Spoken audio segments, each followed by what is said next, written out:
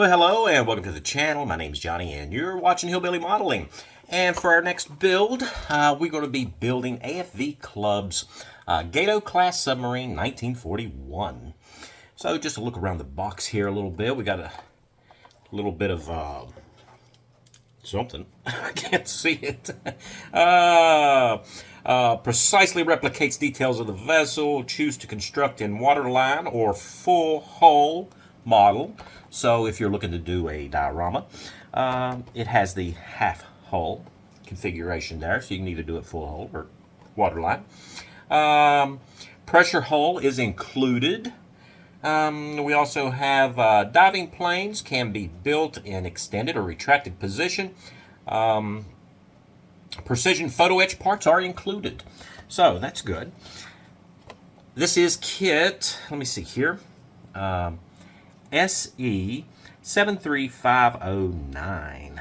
So if we look at the end of the box right here, you can see that they do include the graphics there to show us what sprues are in there and the hull sections, as well as the photo etch. So that's nice. A little kit like this has photo etch. And we've already looked at the end.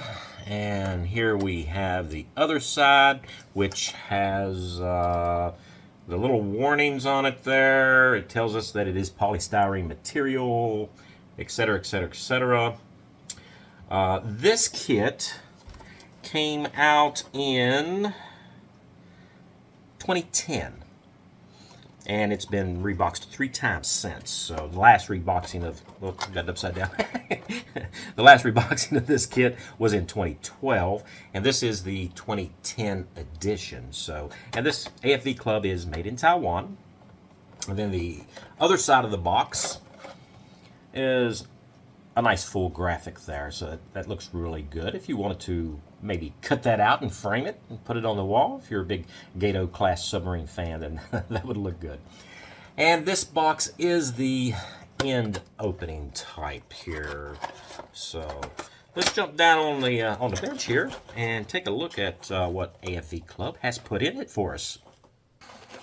So let's see if we can get everything to slide out. There we go. There's instructions in here somewhere. Tight fit. So we do have our instructions. We'll look at them in a bit. We have our upper hull section and our lower hull section, which has been molded in red polystyrene.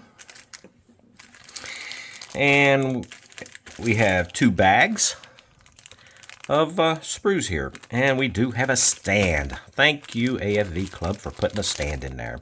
So let's open these up and take a look and see what everything looks like. We'll just start off with our instructions here. We do have some history here. I won't read all that to you. If you want to, you can freeze the frame there and look at it. It says, do see, well, at 20 knot surface speed and 1,200 nautical miles range. You got to remember that this submarine was built and designed for the Pacific theater, so it is a what's considered a fleet submarine. So, and it is 1/350 scale, which really small, I know, but you might want to consider those things if you're going to build a navy. How much room do you have for your navy? We do have our little legend here for things like what's optional, cut this off, no glue, so on and so forth. So look for those throughout the build. And then we also have the method for applying our decals. And it says, so these are water slide type decals. Nice. And we do have our color guide. So they do give us color callouts here for Hobby Color, Mr. Color Spray, Humbrol, and Revell, and then Life Color at the very end. So we'll go on to step 1. We have this internal pressure hull. And then we have our lower hull and the upper hull sections there, and there are some little small parts to put in there. And it does look like we have a polycap here. That's what it looks like. We'll have to see. That would be for our rudder. Flipping on over here to step 2, and this is a booklet type, as you can see. We have the doors for our torpedo tubes, and then our brackets for our propeller shafts, propellers, and our rudders and planes, and the guards that go onto the rear of the vessel. We got our deck gun here in step 4, as well as the forward section of the deck and our dive planes. And I guess this would be the pressure part of the conning tower.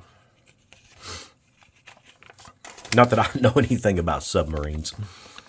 On to step 5 here, we start to build up our conning tower. It actually has a ladder in there. Wow, that's nice. And another gun. And then the side sections in front of the actual conning tower.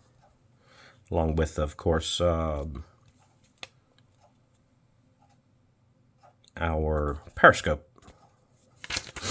Step 7, we have our rails and everything, and then our stand, and then the color callouts there, and our vessel and our decal locations.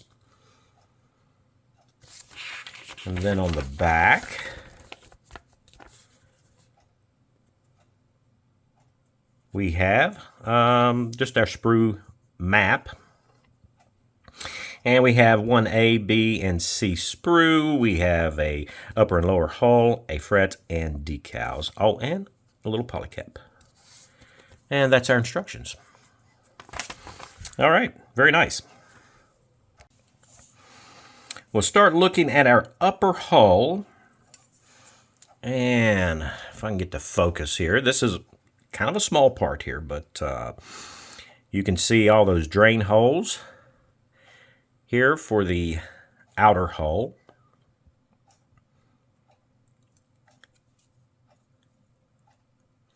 There are some really fine joints there for the plates where they're welded together.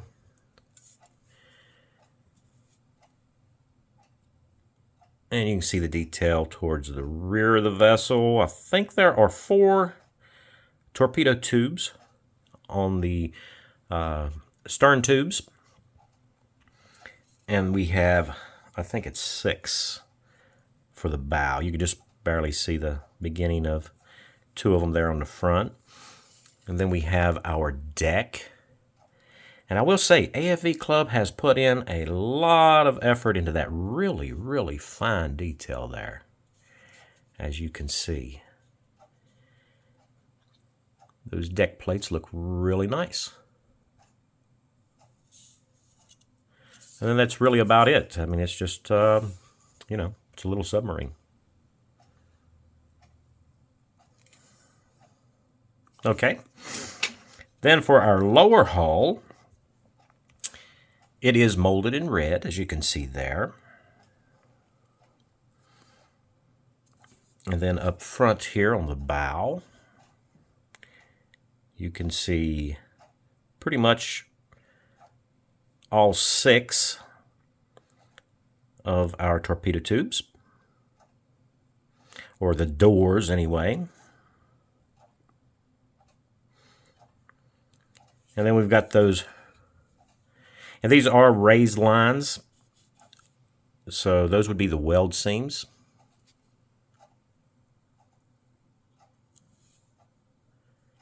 Nicely made. Just a little bit of cleanup. Not much, I don't think.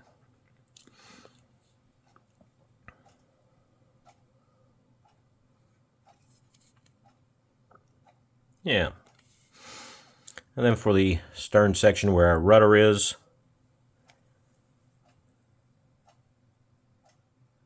looks good. It's nice.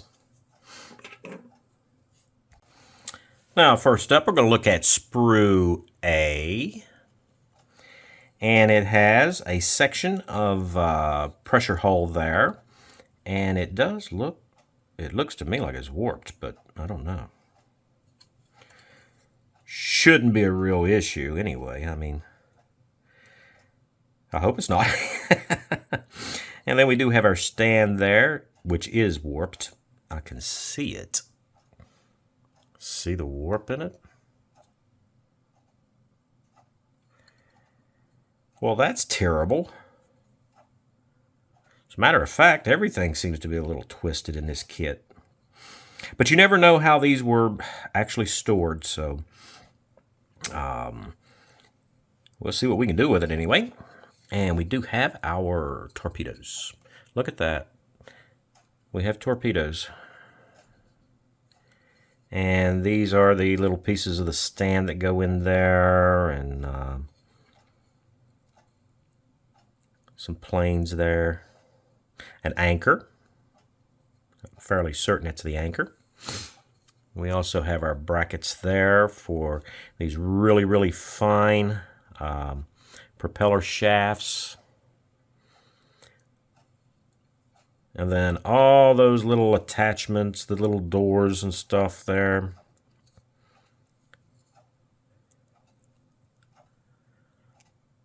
Really small parts. Thank goodness there's not a lot of them. So that's sprue A. I don't know what we're going to do about our stand, but we'll figure that out. Next up is sprue B. Yes. Sprue B.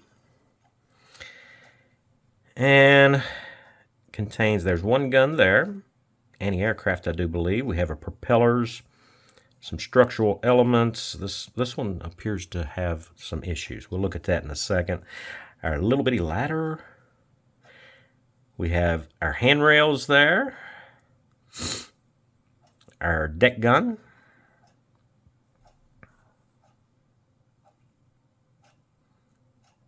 Top of our conning tower. Flip it over. It appears to be bent, but it's really flexible. It's not gonna, it shouldn't be an issue getting that to straighten out when we install it. And this piece right here, which is item number 2, that one right there, as you can see, I don't think it's supposed to be all bent out of shape like that. So, AFV Club, what have you done to us? We can fix it. Here at Hillbilly Modeling, we can fix anything. So anyway, that's sprue B. So that's all right. Apparently, we're going to have some challenges on a simple build. And next up, we have sprue C. As you can see, here's our forward section of our deck. Hatch detail. And we have our planking detail there. Nice. Here's our periscope and whatever else that is, and they do appear to be slightly bowed. We have to do what we can to try to straighten that out. Maybe some warm water. That might do that for us. And then the exterior of our conning tower is there. I'm not sure what that little piece is, but we'll find out when we build her. And then we do have this nice nameplate here. So, United States Navy, GATO Class 1941. So that's sprue C. Not a lot of parts. Next up is our PE and decals or decals.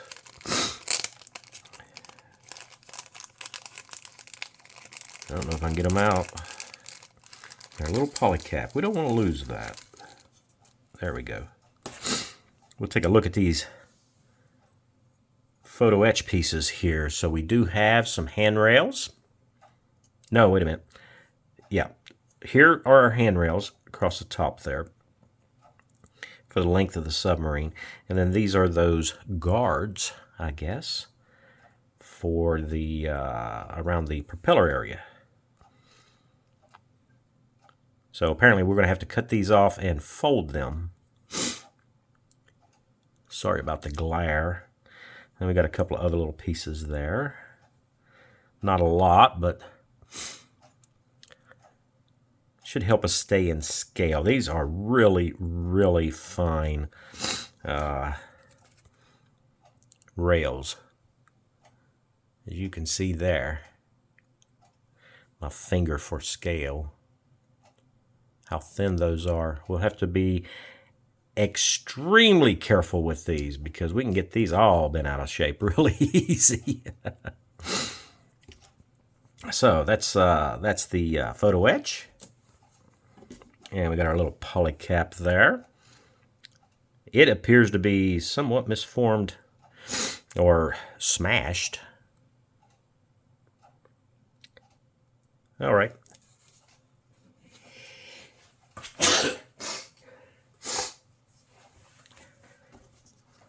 And we have our decals.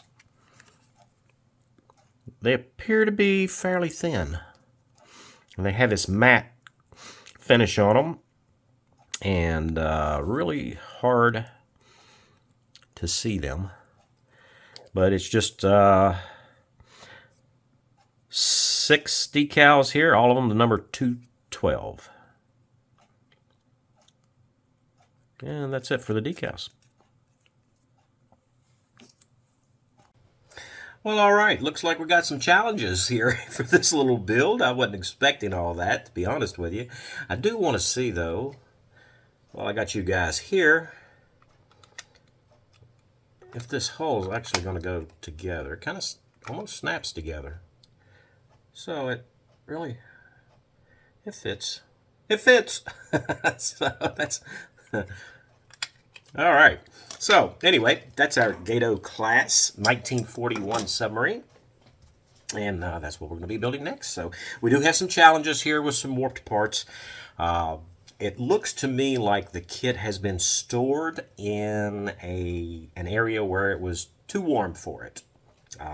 Polystyrene, as you know, you can heat it up and stretch it and bend it and twist it and do all kinds of things with it. And that's kind of what it looks like. It looks like it's really been into some heat, especially, I mean, when you start looking at the base, which is a substantial piece of plastic there for the size of the kit, you'll see that it is slightly warped there. So yeah, pity, but that's all right. We're going to work through it. So I hope you enjoyed this little review. And something to think about is if you intend to build up your own little Navy, some of these models in 1/350th scale can get rather large, especially when you're talking about battleships and aircraft carriers. So if you want let's say a kind of like a Navy, which is kind of how I'm seeing it, your own little Navy, you know, and you've got your submarines and your destroyers and then your battleships and cruisers and stuff like that. Then as you add to your collection, you know, if you're building in the largest scale you can buy, well, you're going to run out of room pretty quick. And for me, I'd run out of money pretty quick too.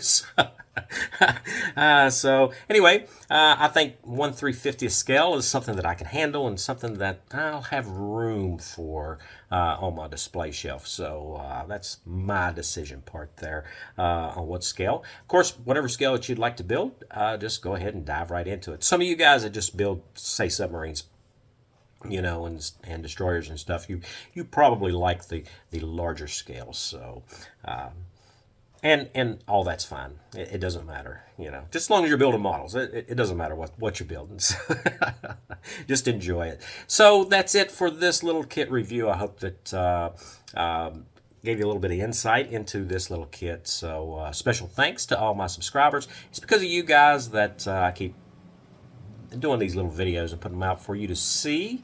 And if you are new to the channel, I hope that I earned your subscription today. And so next up, we will be building this and straightening out all the little crooked stuff. So or trying to. So you guys watch for that. Be coming up next Friday. So I will see you then. So take care.